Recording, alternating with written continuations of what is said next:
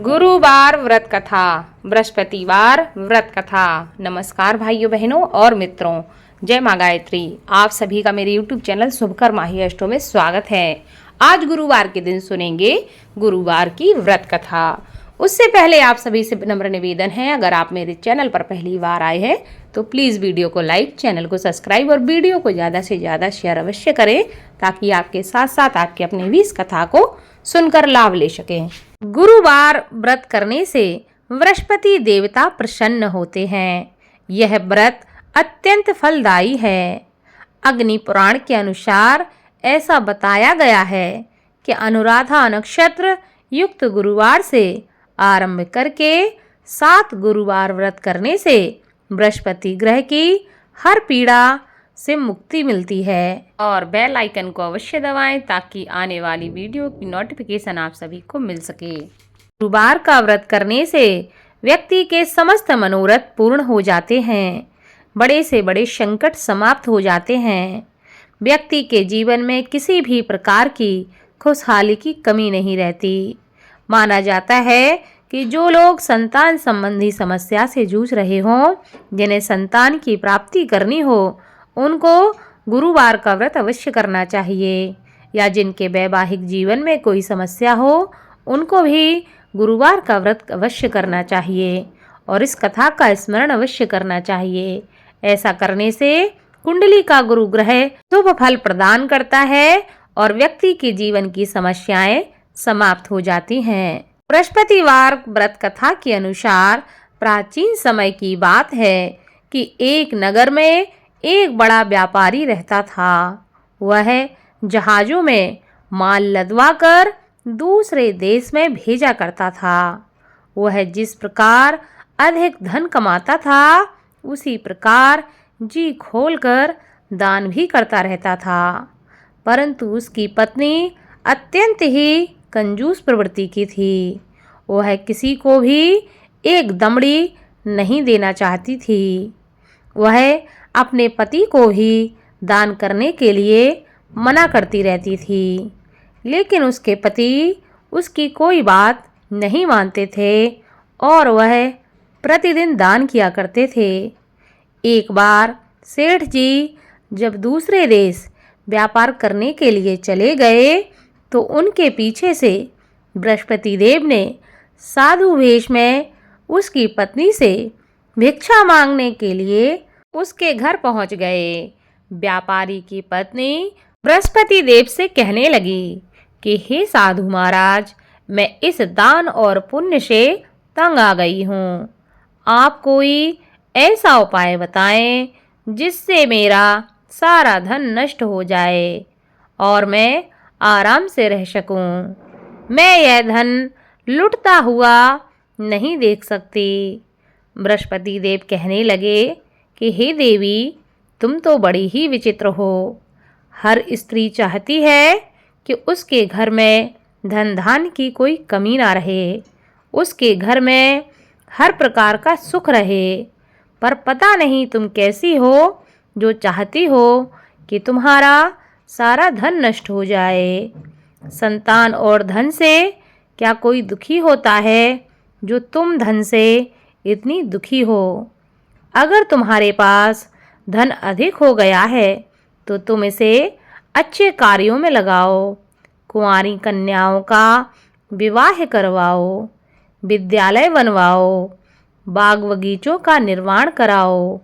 ऐसे पुण्य कार्य करने से तुम्हारा यह लोक भी सुधर जाएगा और परलोक भी सार्थक हो जाएगा। परंतु साधु की इन बातों से व्यापारी की पत्नी को कोई भी खुशी नहीं हुई। उन्होंने कहा, मुझे ऐसे धन की आवश्यकता ही नहीं है जिसे मैं दान में दूं। अब बृहस्पति देव कहने लगे, यदि तुम्हारी ऐसी इच्छा है तो तुम एक उपाय करना। 7 रविवार घर को गोबर से लीपना, अपने केसों को पीली मिट्टी से धोना, केसों को धोते समय स्नान करना। अपने पति से कहना कि गुरुवार के दिन वह दाढ़ी बनाएं, भोजन में मांस मदिरा खाएं, कपड़े अपने घर पे धोना और धोबी को देना। अगर ऐसे कार्य तुम करने लगोगी तो तुम्हारा सारा धन नष्ट हो जाएगा। इतना कहकर बृहस्पति देव अंतर्ध्यान हो गए। व्यापारी की पत्नी ने बृहस्पति देव के कहे अनुसार 7 बृहस्पतिवार वैसा ही करने का निश्चय कर लिया। केवल 3 बृहस्पतिवार ही बीत पाए थे कि उसकी समस्त धन संपत्ति नष्ट हो गई। वह परलोक सिधार गई। जब व्यापारी वापस आया तो उसने देखा कि उसका सब कुछ नष्ट हो चुका है। उस व्यापारी ने अपनी पुत्री को सांत्वना दी और दूसरे नगर में जाकर वह बस गया। वहां वह जंगल से लकड़ी काट कर लाता और शहर में बेचता। इस तरह वह अपना जीवन व्यतीत करने लगा। एक दिन उसकी पुत्री ने दही खाने की इच्छा प्रकट की, लेकिन व्यापारी के पास दही खरीदने के पैसे नहीं थे। वह अपनी पुत्री को आश्वासन देकर जंगल में लकड़ी काटने के लिए चला गया। वहां वह एक वृक्ष के नीचे बैठकर अपनी पूर्व दशा पर विचार करके रोने लगा कि पहले मेरे क्या दिन थे और आज मेरे क्या दिन है। उस दिन बृहस्पतिवार का ही दिन था। तभी वहाँ बृहस्पति देव साधु के रूप में सेठ बनकर उसके पास पहुँचे और कहने लगे कि हे मनुष्य, तू इस जंगल में किस चिंता में बैठा हुआ है। तब व्यापारी कहने लगा कि हे महाराज, आप सब कुछ जानते हैं। इतना कहकर व्यापारी अपनी कहानी को सुनाकर रो पड़ा। बृहस्पति देव बोले, देखो बेटा, तुम्हारी पत्नी ने बृहस्पति देव का अपमान किया था, इसी कारण तुम्हारा यह हाल हुआ है। लेकिन अब तुम किसी प्रकार की चिंता मत करो। तुम गुरुवार के दिन बृहस्पति देव का पाठ करो। 2 पैसे के चने और गुड़ को लेकर जल के लोटे में शक्कर डालकर वह अमृत प्रसाद अपने परिवार के सदस्यों और कथा सुनने वालों में बांट दो। स्वयं भी प्रसाद और चरणामृत लो। भगवान तुम्हारा अवश्य ही कल्याण करेंगे। साधु की बात को सुनकर व्यापारी कहने लगा कि हे महाराज, मुझे तो इतना भी नहीं बचता कि मैं अपनी पुत्री को दही लाकर दे सकूं। इस पर साधु जी कहने लगे, तुम लकड़ियां शहर में बेचने जाना। तुम्हें लकड़ियों के दाम पहले से चौगने मिलेंगे, जिससे तुम्हारे सारे कार्य सिद्ध हो जाएंगे। उस दिन उसने लकड़ियां काटी और शहर में बेचने के लिए वह चल पड़ा। उसकी लकड़ियां अच्छे दाम में बिक गईं, जिससे उसने अपनी पुत्री के लिए दही ले लिया और गुरुवार की कथा के लिए चना और गुड़ लेकर कथा की और प्रसाद बांटकर स्वयं भी उसने प्रसाद खाया। उसी दिन से उसकी सभी कठिनाइयाँ दूर होने लगीं, परंतु अगले बृहस्पतिवार को वह कथा करना भूल गया। अगले दिन वहाँ के राजा ने एक बड़े यज्ञ का आयोजन करके पूरे नगर के लोगों के लिए भोज का आयोजन किया। राजा की आज्ञा के अनुसार पूरा नगर राजा के महल में भोज करने गया, लेकिन व्यापारी व उसकी पुत्री तनिक विलंब से पहुँचे। अतः उन दोनों को राजा ने महल में ले जाकर भोजन करवाया। जब वे दोनों लौटकर आए तब रानी ने देखा कि उसका खूंटी पर टंगा हार गायब है। रानी को व्यापारी और उसकी पुत्री पर संदेह हुआ कि उसका हार उन दोनों ने ही चुराया है। राजा की आज्ञा से उन दोनों को कारागार में कोठरी में डाल दिया गया।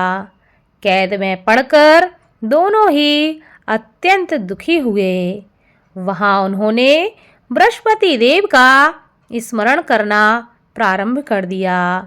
बृहस्पति देव ने प्रकट होकर व्यापारी को उसकी भूल का आभास कराया और उसे सलाह दी कि गुरुवार के दिन कैद खाने के दरवाजे पर तुम्हें 2 पैसे मिलेंगे। उनमें से तुम चने और मुनक्का मंगवा कर विधि पूर्वक बृहस्पति देव का पूजन करना।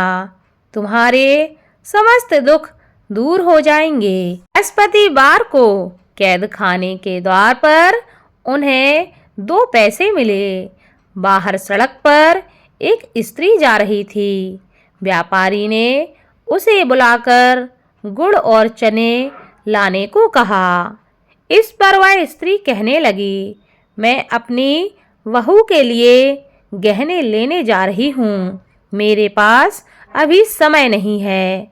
इतना कहकर वह वहाँ से चली गई। थोड़ी देर बाद वहाँ से एक और स्त्री निकली। व्यापारी ने उसे बुलाकर कहा कि हे बहन, मुझे बृहस्पतिवार की कथा करनी है, तुम मुझे 2 पैसे का गुड़ और चना लाकर दे दो। बृहस्पति देव का नाम सुनकर वह स्त्री बोली, भाई मैं तुम्हें अभी गुड़ चना लाकर देती हूँ।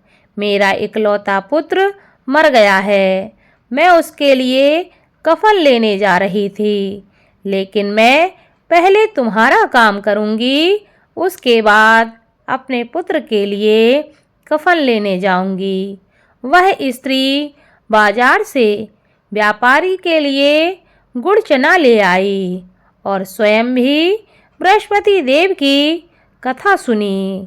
कथा के समाप्त होने पर वह स्त्री कफन लेकर अपने घर पहुंची। घर पर लोग उसके पुत्र की लाश को राम नाम सत्य है कहते हुए शमशान ले जाने की तैयारी कर रहे थे। स्त्री बोली, मुझे अपने लड़के का मुख देख लेने दो। अपने पुत्र का मुख देखकर उस स्त्री ने उसके मुँह में प्रसाद और चरणामृत डाला। प्रसाद और चरणामृत के प्रभाव से वह पुनः जीवित हो गया।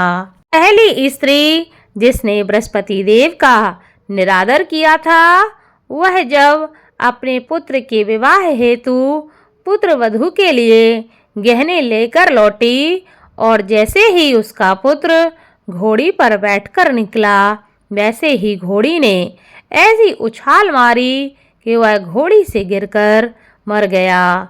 यह देखकर स्त्री रो रो कर बृहस्पति देव से क्षमा याचना करने लगी। उस स्त्री की याचना से बृहस्पति देव साधु वेश में वहां पहुंचकर कहने लगे कि हे देवी, तुम्हें अधिक विलाप करने की आवश्यकता नहीं है।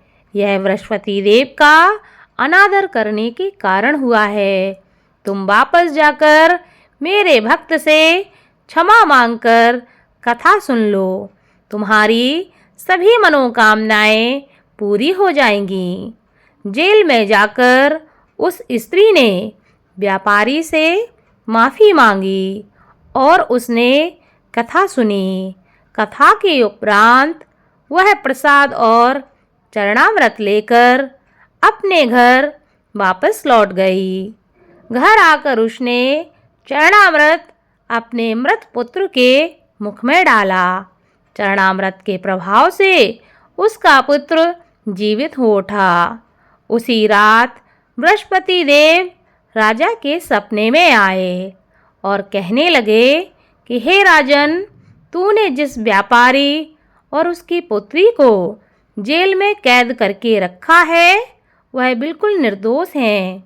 तुम्हारी रानी का हार वहीं खूंटी पर टंगा है। दिन निकला तो राजा रानी ने हार खूंटी पर लटका हुआ देखा।